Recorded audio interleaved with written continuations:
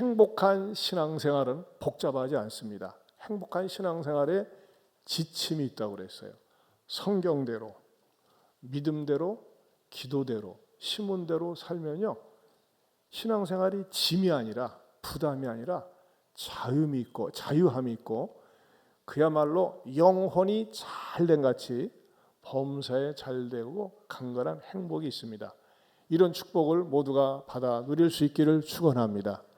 저는 이것을 받아 누리고 있습니다. 신앙생활은 누림입니다. 누림이 없고 맨날 얽매여 산다고 해보세요. 그거 살겠어요? 속박이지? 아니에요. 신앙생활은 누려야 돼요. 이런 누림의 행복이 여러분들의 있기를 축원합니다. 오늘은 막히며 열리고라는 제목으로 사도행전 강의 314번째 강의 설교가 되겠습니다. 오늘 바로 본문에 들어가겠습니다. 오늘 본문에서 우리에게 주는 그런 메시지가 뭐냐? 첫째는 잘 준비되는데 막힌다는 것입니다. 잘 준비되는데 막힌다. 우리가 지금까지 사도행전을 강의하면서 발견한 것은 지난번에 그런 장애가 있었어요. 바울이 디모데를 데리고 유대인에게 가서 설교를 하려고 하는데, 저 친구 뭐야? 저 특이하냐? 저 이방인 아니야? 이방인 왜 우리한테 와서 재수 없게?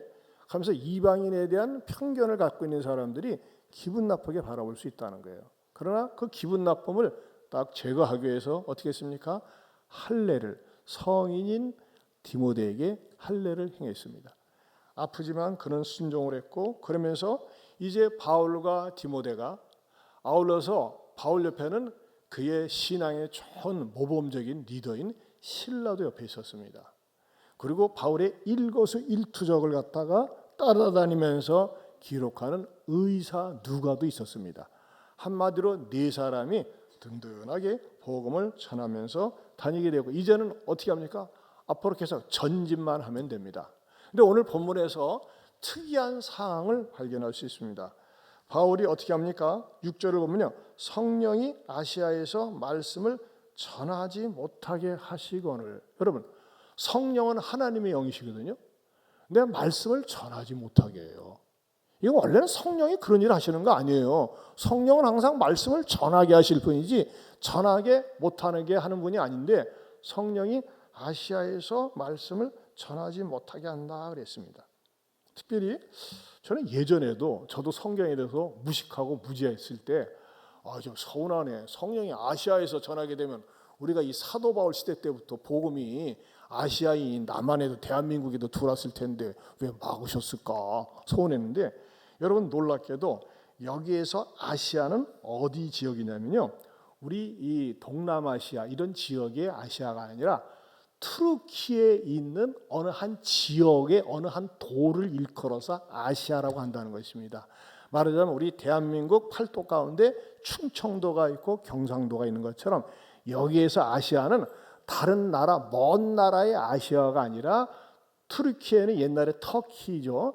그 투르키의 한 도 이름이 아시아라고 하는 것입니다. 그 아시아에 가서 복음을 전하려고 했는데 성령께서 그것을 전하지 못하게 막았다는 것입니다. 그러면서 6절에서 계속해서 어떻게 나옵니까? 6절에 보면 그들이 부르기아와 갈라디아 땅으로 다녀가 무시아 앞에 이르러 비두니아로 가고자 애쓰되 예수의 영이 허락하지 아니하시는지라. 여러분, 이렇게 성경에서요 지역명이 많이 나오면, 예를 들면 익산에서 김제로, 김제에서 뭐 완주로, 뭐 완주에서 뭐 어디리 우리 얘기하면 확 들어오는데, 이건 뭐 남의 나라, 성경의 나라이기 때문에 전혀 감이 잡히질 않고 어렵습니다. 그래서 제가 여러분을 위해서 서비스 차원에서 성경 지도를 이렇게 마련해 왔습니다.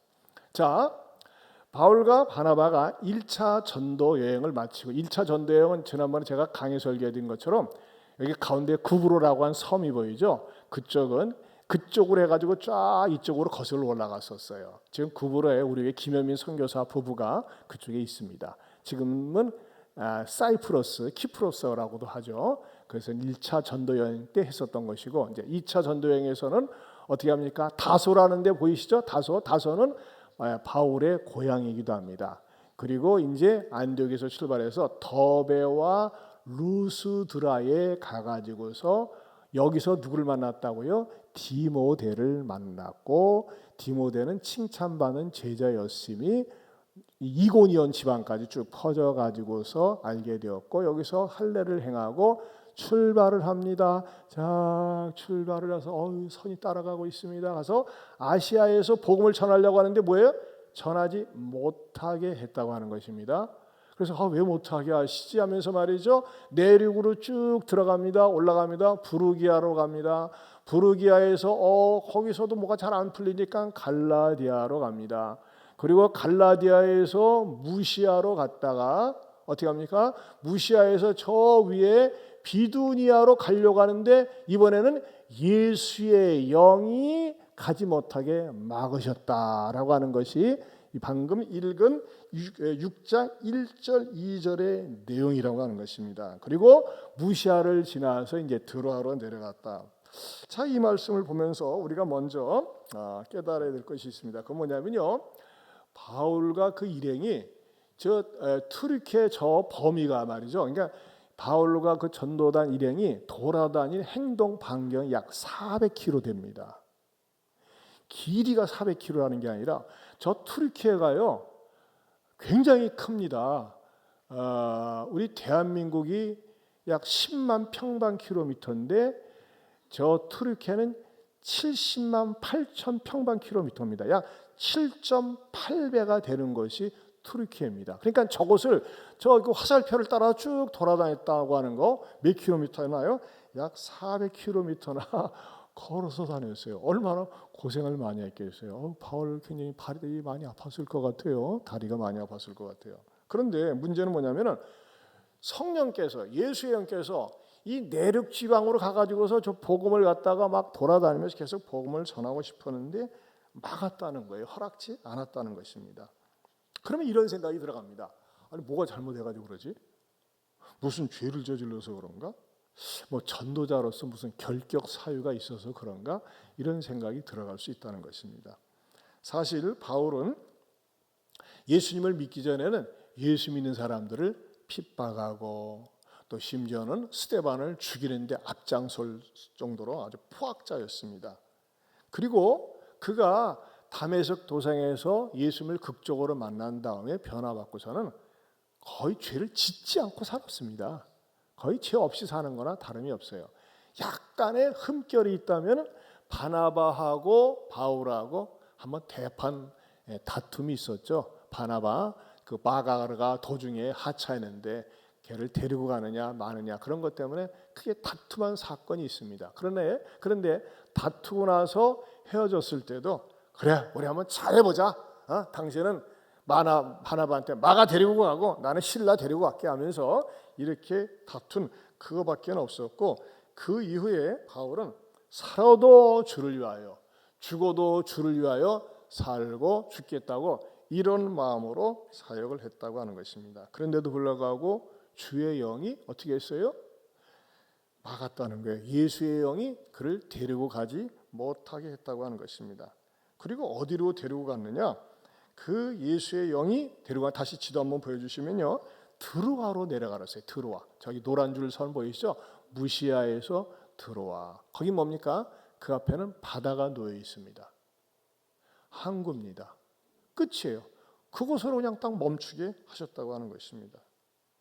왜 그러셨을까? 하나님은 왜 이러시지? 그러면서 바울이 기도를 했습니다. 근데 바울이 막힌 사건이 여기만 있질 않습니다. 바울은요, 그가 사역을 하면서 평생에 그렇게 로마를 가지고 싶었어요. 자, 로마를 가고 싶었는데 어떻게 됐어요? 로마에 가지를 못했어요. 그 내용이 어디에 나오느냐? 로마서 1장 13절을 보겠습니다. 같이 봅니다. 형제들아, 내가 여러 번 너희에게 가고자 한 것을 너희가 모르기를 원하지 아니하노니 이는 너희 중에서도 다른 이방인 중에서와 같이 열매를 맺게 하려 함이로되 지금까지 길이 막혔도다. 네, 바울과 같이, 바울은 하나님의 사람이거든요. 바울은 하나님한테 직통 계시도 몇 번 받았어요. 그리고 바울은요, 복음 전하다가 돌에 맞아 죽은 줄 알았는데 천당에도 갔다 온 사람이에요. 그럼 바울 같은 사람은 뭔가 쭉쭉 빵빵 길이 열려야 되는데 길이 막혔다 그랬어요. 로마에 가고 싶었는데 로마에 가는 길도 막혔어요. 또 아시아에서 복음을 전하기로 하는데 길이 막혔어요. 근데 여기에서 먼저 우리들에게 주는 교훈이 있습니다. 그건 뭐냐면요, 우리들도 신앙생활을 성실하게 열심히 나름대로 하는데 길이 막힐 때가 있다는 것입니다. 우리는 일반적으로 이걸 좋아합니다. 만사형통. 믿음으로 사는 자는 만사형통. 이걸 굉장히 좋아합니다. 그러나 여러분, 솔직히 말씀드리면 만사형통은 우리의 바람이고 희망사항이고 기도 제목이지만 열심히 믿음으로 사는 사람에게 만사형통만 있지 않다는 것입니다. 보세요. 바울도 막혔잖아요. 이렇게 막힐 수 있다는 거예요. 저도 제가 목회를 하면서 이제 목회 41년 되는데 뒤를 돌아보면요, 나는 열심히 기도하고 순종하면서 하는데 왜 하나님께서 이렇게 막히게 하실까? 막힌다는 게 뭐예요? 물리적인 막힘도 있지만 마음을 답답하게 해서 막히는 것도 막히는 거 아니겠어요? 제가 익산에 내려와서 어떤 기성교회에서 소신 있게 제 젊음을 불태워가지고 정말 죽기 살기로 목회를 했는데 이상하게 목회의 길이 자꾸 막혀요. 막는 사람들이 생기는 거예요. 뭐냐? 직분자들의 텃세 때문에, 또 이 고정관념 때문에, 융통성 없는 그 엘더들의 태도 때문에 목회가 막혔습니다. 또 오래 먹은 교인들이 외고집을 피우면서 말이죠, 제가 목회에 대해서 이건 분명히 건강하고 좋은 목회인데 이것에 대해서 자꾸 막는 거예요.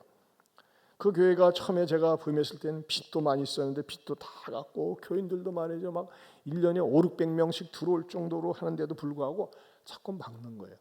엄청나게 낙심이 됐었습니다. 여러분, 저만 그렇습니까?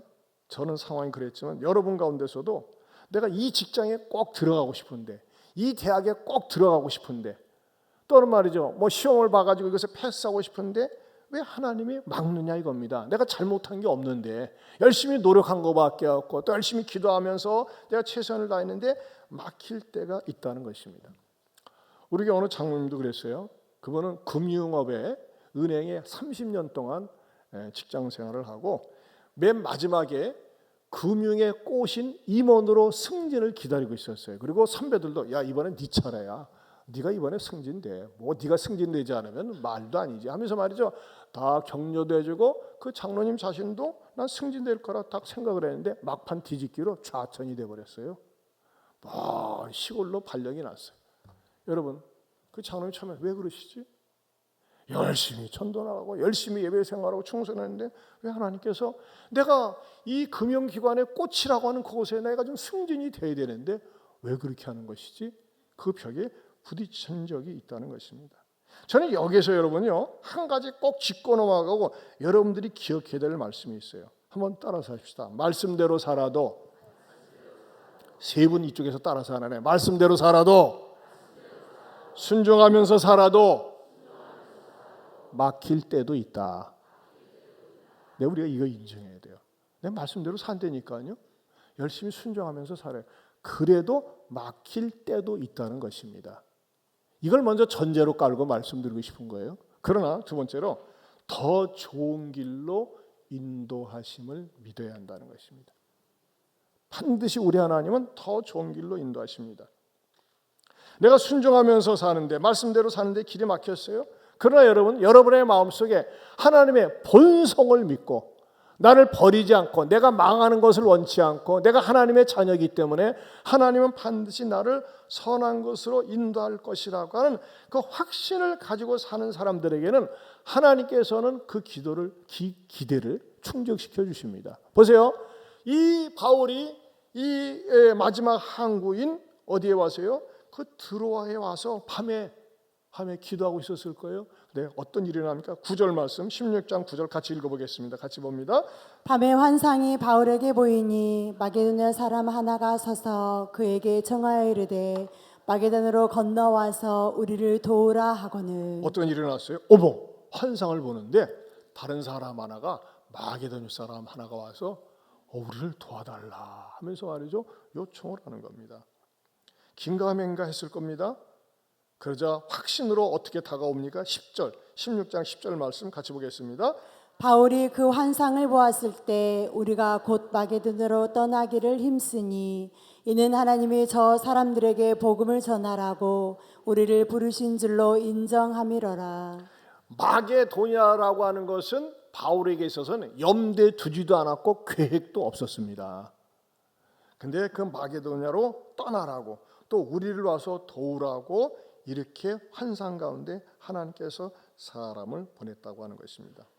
그 드로아가 어디라고 그랬어요? 항구 도시라고 그랬습니다. 근데 이 드로아는 어딘지 아십니까? 유럽으로 출발하기 전에 떠날 수 있는 그 마지막 항구입니다. 이스라엘 백성들도 그런 적이 있었습니다. 애굽에서 430년 동안 노예 생활하다가 애굽에서 탈출해 가지고서 드디어 도망쳐 나옵니다. 200만 명의 집단으로 나옵니다. 그런데 애굽 왕 바로가 뒤늦게 후회를 해가지고 왜 저것들을 우리가 보냈나 해가지고 모든 군대를 끌고 쫓아옵니다. 싹 없애버리려고. 못 먹는 거 한번 찔러나 보자. 어차피 못 먹는 거 죽이려고 합니다. 근데 이스라엘 백성들은 막바지 어디에 섰어요? 바다에 섰는 거예요. 앞을 보면 물이 철렁이는 바다, 뒤에는 애굽의 군대가 죽일 듯이 쳐들어오고 있습니다. 그때 이스라엘 백성들은 아우성쳤습니다. 우리가 여기서 죽어야 되나? 여기서 끝장나는 건가? 그랬을 때 모세가 이스라엘 백성들에게 뭐라고 위로를 합니까? 출애굽기 14장 13절에서 14절 말씀 같이 읽어보겠습니다. 모세가 백성에게 이르되 너희는 두려워하지 말고 가만히 서서 여호와께서 오늘 너희를 위하여 행하시는 구원을 보라. 너희가 오늘 본 애굽 사람을 영원히 다시 보지 아니하리라. 여호와께서 너희를 위하여 싸우시리니 너희는 가만히 있을지니라. 네, 우리 하나님께서는요 하나님의 하실 일을 예비해 놓으셨다고 하는 것입니다. 저는 이것을 우리가 어떻게 적용해야 될까요? 당시에 바울은 마게도냐는 전혀 염두에 두지 않았는데 두로라고는 항구 마지막에 와 있어서 도대체 어떻게 되는 것이지 하면서 하나님께 기도하고 있을 때에 하나님께서 환상 중에 보여주셨어요. 마게도냐로 가라. 바울은 무슨 생각이 있었다고요? 투르키의 지역만 해도요 평생 못 돌아다녀요. 걸어서. 그 내륙 지방만 돌아다녀도 못 돌아다니는데 그곳을 벗어나서 배를 타고 마게도냐로 가라는 거예요. 마게도냐 유럽입니다. 유럽. 새로운 유럽의 복음의 전초 기지로 삼기 위해서 바울로 하여금 드로아에서 바로 마게도냐로 부르셨다고 하는 것입니다. 한마디로 하나님은 바울이 생각하는 그 생각보다 더 크게 더 넓게 멀리 볼 수 있도록 유럽 대륙의 복음화를 위해서 마게도냐로 부르셨다고 하는 것입니다. 여러분, 이것은요 바울이 로마 가는 길이 막혔다고 그랬잖아요. 근데 로마에 대한 가고 싶은 마음이 어느 정도였는지 아세요? 로마서 1장 13절을 보겠습니다. 같이 봅니다. 형제들아 내가 여러 번 너희에게 가고자 한 것을 너희가 모르기를 원하지 아니하노니 이는 너희 중에서도 다른 이방인 중에서와 같이 열매를 맺게 하려 함이로되 지금까지 길이 막혔도다. 네, 로마라고 하는 곳에 앞구절 집사님 띄워주셔볼래요? 앞구절에 보면 내가 여러 번 너희에게 가고자 한 거 여러 번 가려고 그랬어요. 로마 정말 모든 문명과 문화와 정치의 꽃이 활짝 피는 로마에 가서 로마에 있는 교인들에게 말씀을 전하고 싶었는데 막상 로마 못 갔어요. 아니 길이 막히는 거예요.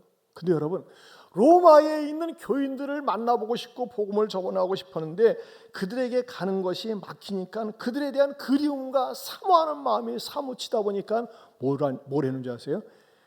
그리움과 사모함 속에 쓴 성경이 로마서입니다. 로마를 가지 못했기 때문에 쓴 성경이 바로 로마서라고 하는 것입니다. 로마서는요 성경 가운데서도 복음의 가장 완전한 계율이라고 하는 것입니다. 이 기독교의 교리를 갖다가 철저하게 잘 심어놓은 성경이 로마서입니다. 예수님의 십자가와 부활에 대해서 완벽하게 해석을 해줬습니다. 그래서 마틴 루터는요 로마서를 복음의 가장 완전한 계율이라고 했습니다. 이 마틴 루터가 로마서를 읽으면서 종교 개혁을 하게 되었고 우리 개신교가 나오기도 한 것입니다. 의인은 믿음으로 말미암아 살리라 이 말씀이 로마서에서 나온 것이거든요. 그만큼 이 로마서는요 우리 신앙생활에 있어서 얼마나 중요한 초석이 되는지 모릅니다. 이 로마서는 그 로마서 자체로도 문학적인 아름다움이 있고 믿음의 기초와 믿음의 성장과 믿음의 열매가 찬란하게 펼쳐진 것이 로마서라는 것입니다. 그런데 이 로마서가 어느 때 기록됐다고요? 길이 막혔을 때 기록된 거예요. 못 가니까는 로마에 있는 교인들을 내가 위로하고 싶은데, 만약에 로마에 있는 교인들을 만날 수 있었으면 만나서 인사 정도 하고 대충 얘기했을 거예요. 근데 그들에 대한 그리움과 만나고 싶은 사모하는 마음이 글로써 표현되어진 것이 바로 로마서라는 것입니다. 여러분, 저에게는 여러분에게 이 말씀을 드리고 싶어요. 여러분 정도를 겪고 있는데 정직하게 성실하게 살고 있는데 막혀 있습니까? 그것을 이용해서 여러분이 인생의 로마서를 기록해 보지 않겠습니까? 여러분의 인생의 로마서를 기록해 보세요. 여러분의 경건 일기를, 여러분의 아름다운 영성 일기를 기록해 보지 않겠습니까? 여러분, 막힌 것이 새로운 기회가 될 수 있다는 것입니다. 한번 따라서 막힌 것이 새로운 기회가 될 수 있다. 여러분, 우리가 훌륭한 분들 가운데 보면요, 그런 분들이 의외로 많이 있습니다. 세계적인 지휘자 토스카니니는 원래 첼리스트였습니다. 그는 굉장히 시력이 나빠가지고 악보를 보는데 이러고 봤어요. 눈 나쁜 분들 보면 막 이러고 봅니다. 얼마나 안타까운지 몰라요. 근데 그는요, 악보를 보는데 너무너무 힘이 되니까요, 자기가 연주할 곡의 악보를 전체를 통째로 외웠습니다. 그리고 시간이 남아들 때 다른 파트가 자기 파트 연습할 때 다른 파트 것까지 다 자기가 그냥 외워버렸어요. 그것을 모든 단원들이 알고 있었습니다. 근데 사건이 터집니다. 1886년 6월 30일 토스카니니는 로시 오페라단 오케스트라의 첼리스트로서 브라질에서 주세피 베리디의 아이다 공연에 참가했습니다. 그 연주 내용은 저는 잘 모르겠지만 일단은 베르디의 아이다 공연에 참가를 했는데 그 지휘자가 성깔이 있었던 것 같아요. 그 오케스트라와 리허설을 하는 가운데서 말을 안 들으니까 아마 졸고 자빠져 있거나 아니면 스마트폰 보고 있으니까 승질 나니까 지휘자를 뭘로 보는겨? 에? 하면서 말이죠. 이렇게 하니까 당신 지휘자면 지휘자지 말이야 하면서 이렇게 말다툼을 해가지고 하니까 기분 나빠서 나가버렸어요. 아프다고 핑계대고. 여러분 보세요. 지금 연주회를 앞두고 이러니까 일이 뭐가 됩니까? 여러분 원래 이 지하고 그런 사람들 한성깔 하거든요. 저도 한성깔 했어요. 예수님 믿으니까 겸손해지고 양같이 인정 안 하는 것 같은데 조금입니다. 이거 어떻게 되겠어요? 완전 멘붕 상태가 오죠. 그때 어떤 일이 났습니까? 단원들이 토스카니니 당신이 취해봐. 전 취해본 적 없는데요. 그래도 이 전체의 이 악보 베리데 아이다 이 악보 전체의 흐름을 깨뚫고 있잖아. 당신이 한번 해봐. 옆 사람들이 해보라는 거예요. 그래요. 제가 잘 못하지만 한번 해보겠습니다. 그러면서 지휘를 했는데 성공적으로 그 공연을 마쳤어요. 이야 짱이다. 그러면서 토스카니니가 지휘자의 세계로 들어서는데 토스카니니 앞에 붙은 닉네임이 뭡니까? 세계적인 불멸의 지휘자라는 말이 꼭 붙습니다.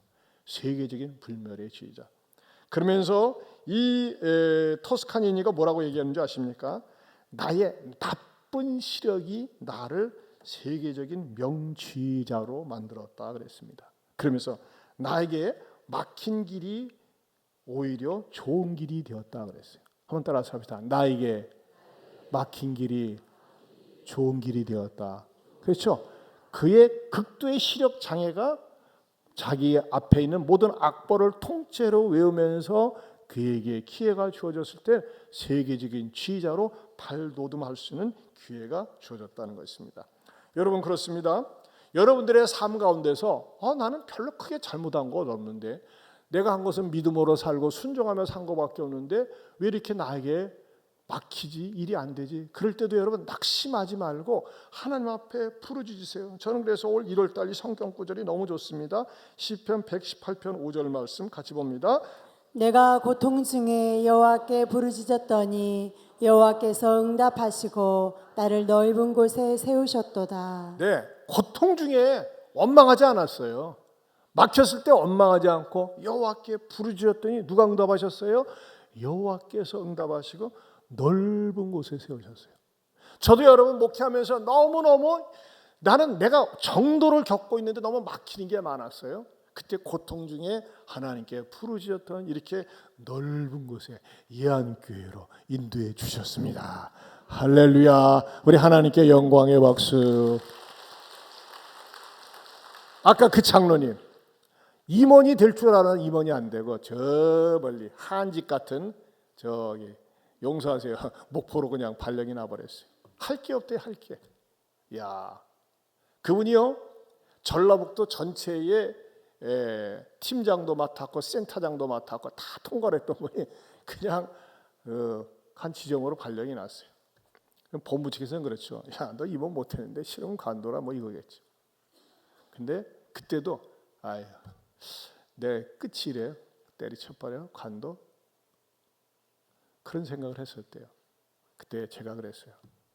대표기 돌아서 장로님 끝까지 인내하세요. 끝까지 인내하세요. 내려가서 어떻게 쓰실지 모르니까 부지런히 체력 관리하고 또 열심히 최선을 다했는데 어떻게 되는지 아세요? 하나님께서 넓은 길로 인도해 주셨어요. 우리 장로님이 30년 동안 금융업에 종사했었는데 그 거래하던 아주 다양이라고 하는 그 기업에서 말이죠 대표로 스카웃을 한 거예요. 그리고 지금도 말이죠 많은 그 계열 회사들을 갖다가 합쳐가지고 전체적으로 장로님이 그것을 주관하게 되고 이전에 맛볼 수 없던 더 크고 넓은 곳으로 인도해 주셨다는 것입니다. 뭐 했을 때요? 한직으로 밀려 다른 사람 같으면 사표냈어요. 아니 내가 열심히 이 회사를 위해서 일했는데 나한테 이렇게 보내. 그래서 보통 사람은 그렇게 했어요. 그러나 하나님 말씀 붙들고 끝까지 계속 기도하면서 매달리면서 나갔더니 하나님께서 넓은 곳으로 인도해 주신 거예요. 여러분 저는요 이러한 축복이 장로님이나 저에게만 있는 것이 아니라 여러분에게도 일어날 수 있음을 믿습니다.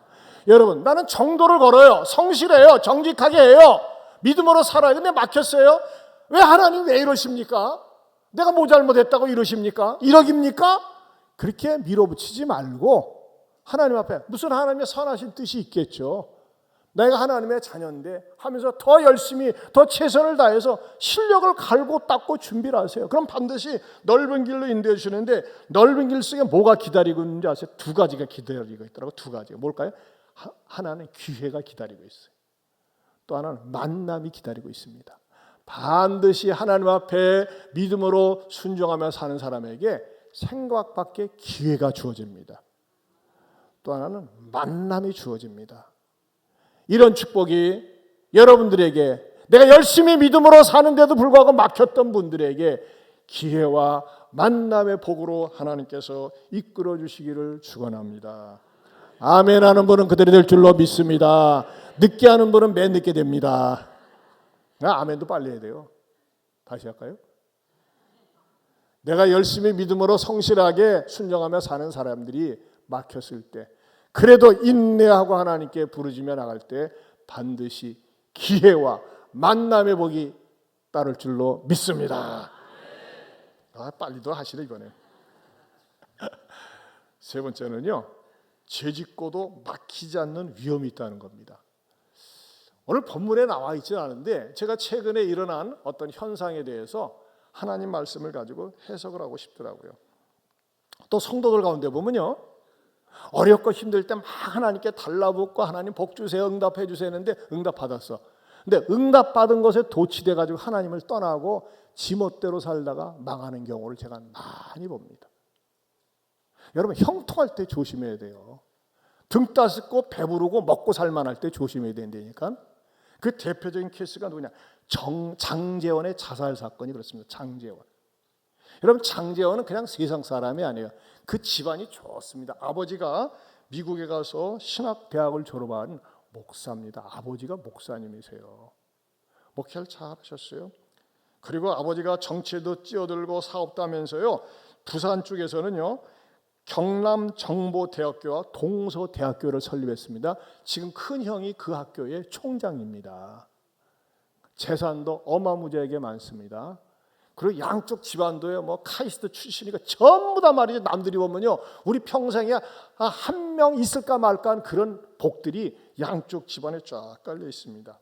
한마디로 얘기해서 장제원 가족은요, 부산에 있는 명망 있는 로열 패밀리 집안이라는 것입니다. 그리고요, 장제원이가 믿음 있을 때는요, 아들 하나밖에 없거든요. 야, 너는 있잖아, 그 예수님처럼 너를 볼 때마다 기뻐했으면 좋겠다 그래가지고 이름을 갖다가 예명으로 노엘이라고 그랬어요. 노엘. 이름이 노엘이야. 여러분, 노엘이 무슨 뜻이에요? 노엘은요, 프랑스어거든요.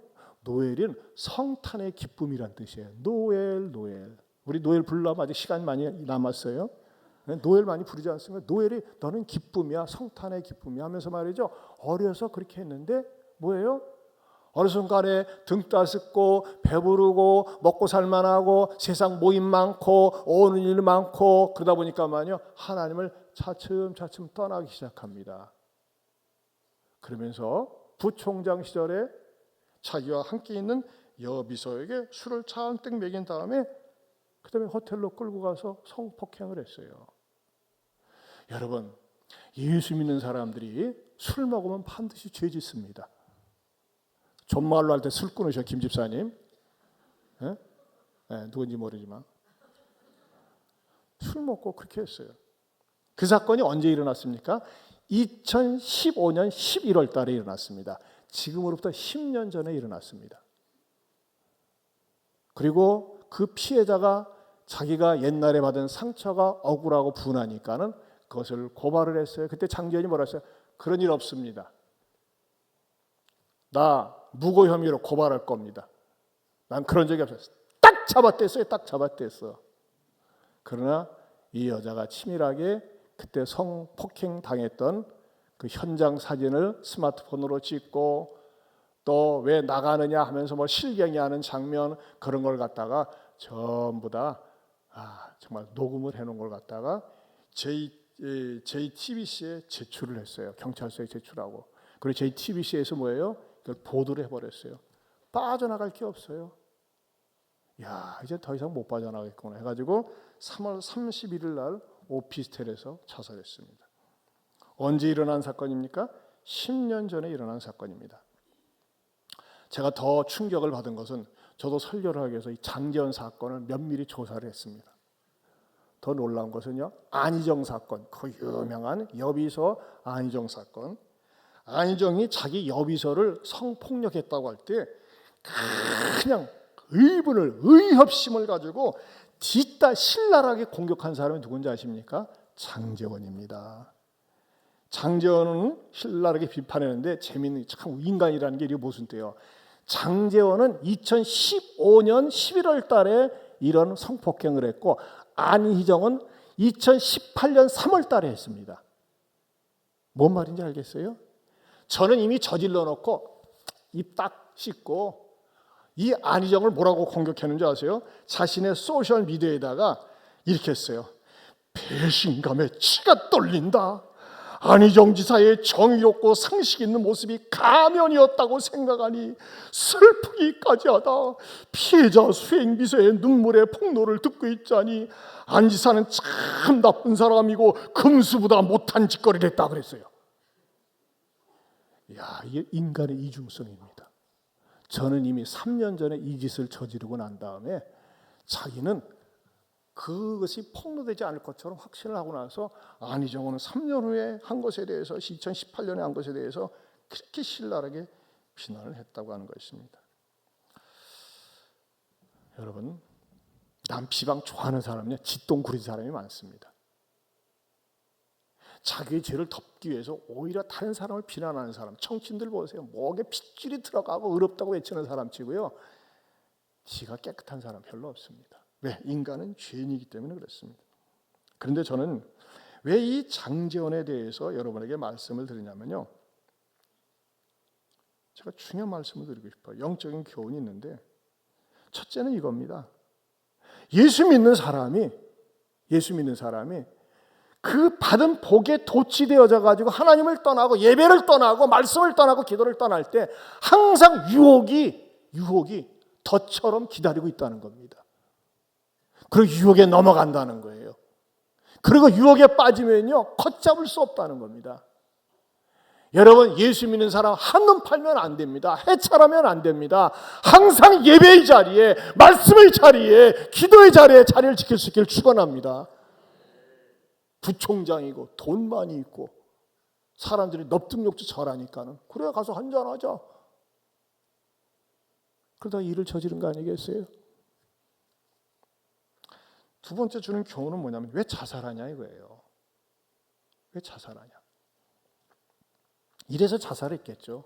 폭로가 되니까 이야, 내가 나가서 경찰서에 가서 조사받고 신문에 드러나고 안희정 이상으로 비난받고 이야 저게 말이지 쥐똥구리인지 모르고 옛날 안희정 비난하고 저게 인간이냐 인간 쓰레기자 하면서 말이지 비난할 거 생각하니까 그 모욕감을 생각하니까 살 수 없다고 생각을 하고 내가 이 모욕을 당하느니 차라리 자살하는 게 낫지 해서 죽은 거예요. 하지만 여러분 장제원이나 안희정이보다도 더 끔찍하고 악한 죄를 저지른 인간이 있습니다. 누굽니까? 다윗이 그랬습니다. 다윗은요 자기 신하의 아내가 탐나가지고 자기 신하를 갖다가 전쟁터에 보내서 의도적으로 죽여버리고 그리고 그 아내를 자기의 후궁으로 삼았습니다. 그리고 시침이 뜨떼고 안 그런 척 거룩한 척하고 살았을 때 하나님께서 그걸 보시고 나단 선지자를 보내서 네가 나쁜 놈이다 바로 지적했을 때 다윗은 이놈이 감히 왕한테 어디다 대고 삿대질하고 죄를 지적하느냐 그러지 않고 그 자리에서 죄를 인정하고 회개하고 통해 자복했습니다. 그래서 다윗은 평생 회개하면서 살았어요.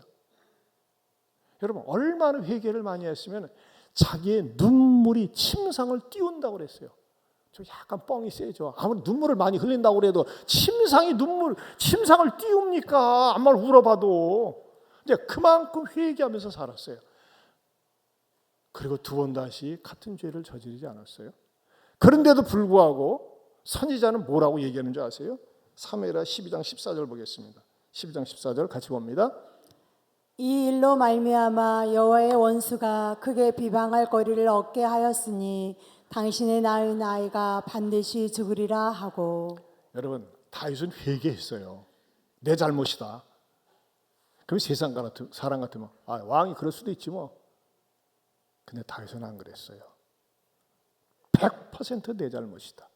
근데 세상 사람들은 다 손가락질합니다. 아이고 저놈이 왕이란 주제에 충성신한 신하 죽이고 마누라 빼앗고 더러운 나쁜 놈 하면서 말이죠 손가락질했어요. 그런데 다윗은 어떻게 했습니까? 그 수치를 받아들였어요. 그 모욕을 받아들였어요. 내가 저지른 거기 때문에, 내가 한 나쁜 짓이기 때문에. 그러면서 그는요 하나님 앞에 평생 겸손하게 살았습니다. 그럼 이거예요. 장제원이도 맞아요. 내가 저질렀습니다. 내가 나쁜 놈입니다. 내가 아주 더러운 놈입니다.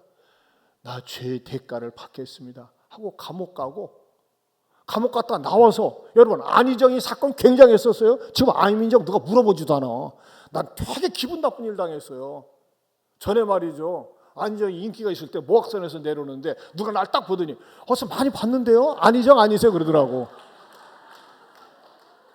참, 내가 그렇게 잘생겼나? 나 그래서 되게 기분 나쁘더라고요. 그래서 내가 참 뜨끔했습니다. 나도 조심해야지. 여러분 자살은 왜 하는 줄 아세요? 자살의 심리학이 너무너무 고통스러우니까, 머리를 못 들겠으니까, 내가 너무너무 고통스러우니까 이 고통에서 벗어나고 싶어서 자살합니다. 근데 이거 아세요? 이건 사실이고 진실입니다. 너무 고통스럽고 고통이 머리끝까지 왔을 때 자살하지만요, 자살하는 그 순간 그의 영혼은 지옥으로 떨어지고 자살하기 직전에 느꼈던 최악의 고통이 영원토록 그의 영혼 속에 지속된다는 것입니다. 나는 안타까운 게 그거예요. 장제원이가 이제 50대 중반입니다. 회개하고 제가 감옥 가겠습니다. 빤깐 살겠습니다. 3년이나 5년 징역 받고 그다음에 피해자 보상해주고 그다음에 나와서 어떻게 살면 됩니까? 지금 난 안희정이 어떻게 사는지도 몰라요. 얼굴 담았다 소리 하지 마세요. 정말 기분 나쁘니까. 근데 나와서 정말 외로운 사람들, 고독한 사람들, 소외계층 돌보며 살면은 오히려 전화 유혹이 되는 거 아니겠어요? 먹고 살만해요. 말이죠. 제가 재산도 조사해봤더니 집안에 재산이 한 100억 정도 있어요. 그렇게 살 수 있는데 왜 자기가 거짓말한 거 들통나고 잘못한 거 들통나니까 사람들이 나를 갖다가 얼마나 욕할 건가? 욕 받아야지. 그리고 회개하고 살면 되잖아요. 제가 이 말씀을 드리고 싶은 거예요. 여러분들도 인생을 살다가 힘든 일에 부딪힐 때가 있어요. 죽고 싶다. 도망가고 싶다. 훨훨 날아가고 싶다. 아니에요, 여러분. 자살하면 지옥 가요. 자살하면. 옆에 분하고 눈 똑바로 쳐다보고 얘기합시다. 자살하면 지옥 간다. 자살 대신에 뭐 하자? 살자. 저는 잊어버릴 만하면 이걸 설교를 합니다. 그래서 이것 때문에 자살하려던 사람이 아는 사람도 생겼어요. 자살하면 안 돼요. 아무리 힘들어도 설령 말이야 수치와 모욕을 당해도 그걸 감당해야지. 내가 저지른 죄니까. 그리고 가정이 있잖아요.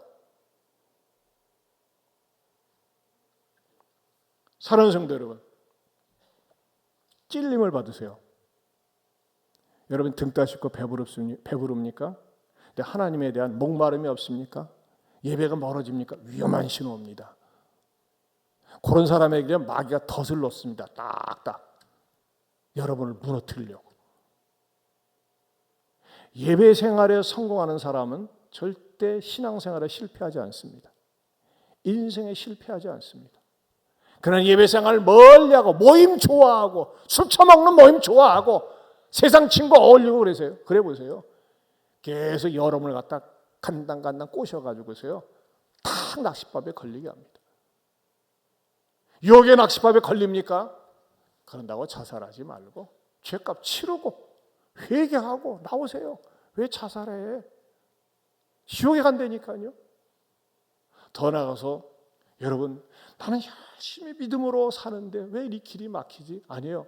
여러분을 막고 가둬두려 오는 것이 하나님의 뜻이 아니라 하나님께서 여러분을 하여금 믿음의 인내를 키우고 신앙의 근력을 키워서 더 좋고 넓은 곳으로 인도하기 위해서 때로는 하나님께서 막으신다는 사실을 믿고 기도주를 놓지 말고 예배 자리를 놓지 말고 말씀의 자리를 놓치지 않으면서 하나님 앞에 쓰임받을 수 있기를 주님의 이름으로 축원합니다. 하나님 아버지 감사합니다. 하나님께서 바울을 막으셨지만은 더 넓은 길, 큰 길로 인도하신 것처럼 우리도 때로는 막히지만은 하나님께서 나를 향하여 계획하신 넓고 큰 일을 믿으며 나가게 하여 주시옵소서. 또 신앙생활하면서 받은 축복 많아가지고 교만하다가 사람 무시하다가 죄짓다가 망하는 불행한 인생 되지 말게 하여 주시옵소서. 예수님 이름으로 기도하옵나이다. 아멘. 다 같이 일어서셔서 눈을 들어 하늘을 쳐다보세요. 찬양하겠습니다.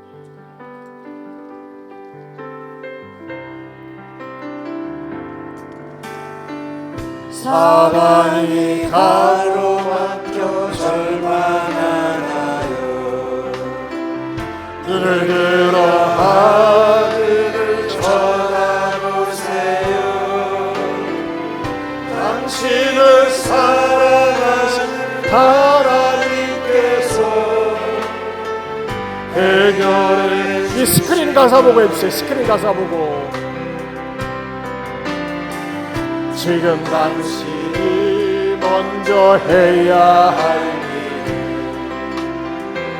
하나님이 하신 일을 인정하면서 모든 것이 합력하여 선을 이룰 줄 믿고 따라가는 일이죠. 뭐하지 말고 아무것도 염려하지 말고 오직 모든 일에 기도와 간구로 너희 구할 것을 감사함으로 하나님께 아뢰라. 당신이 말씀을 믿는 나 모든 것 하나님께 맡기세요. 눈을 들어 하늘을 쳐다보세요. 그리고 기도하세요. 끝없는 고난으로 끝없는 고난으로 울고 있나요. 눈을 들어 주님을 바라보세요. 당신을 창조하신 하나님께서 해결해 주실 거예요. 지금 당신이 먼저 해야 할 하나님이 하신 일을 신뢰하면서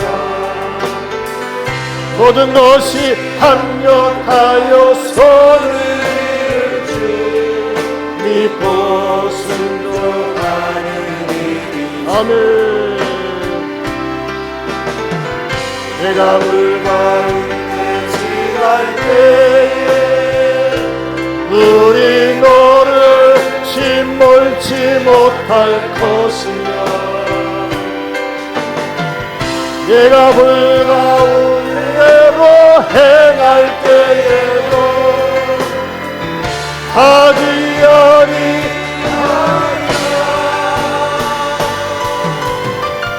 하나님의 이 약속을 믿는다면 모든 것 주님께 맡기세요. 눈을 들어 주님을 바라보세요. 그리고 항상 눈을 들어 주님을 바라보세요. 눈을 들어 주님을 바라보세요.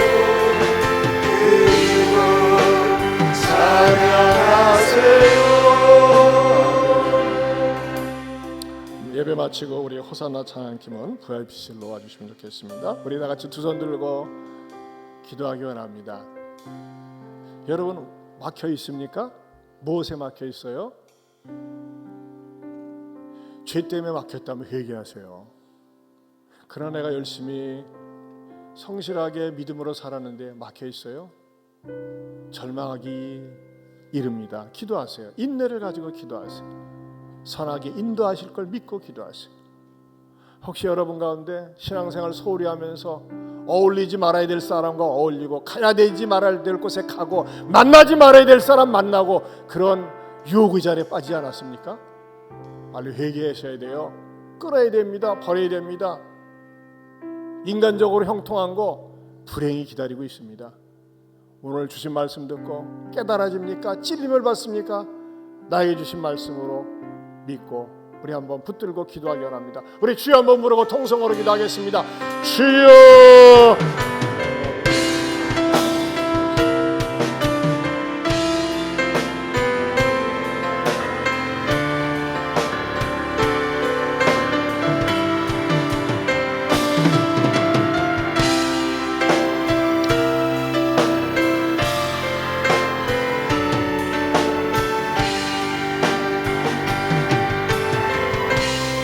하나님 아버지, 우리 사랑하는 형제자매들 가운데는 하나님 바라보고 믿음으로 성실하게 사는데 물질이 막혀 있거나 관계가 막혀 있거나 또 여러 일이 막혀 있는 경우 있습니다.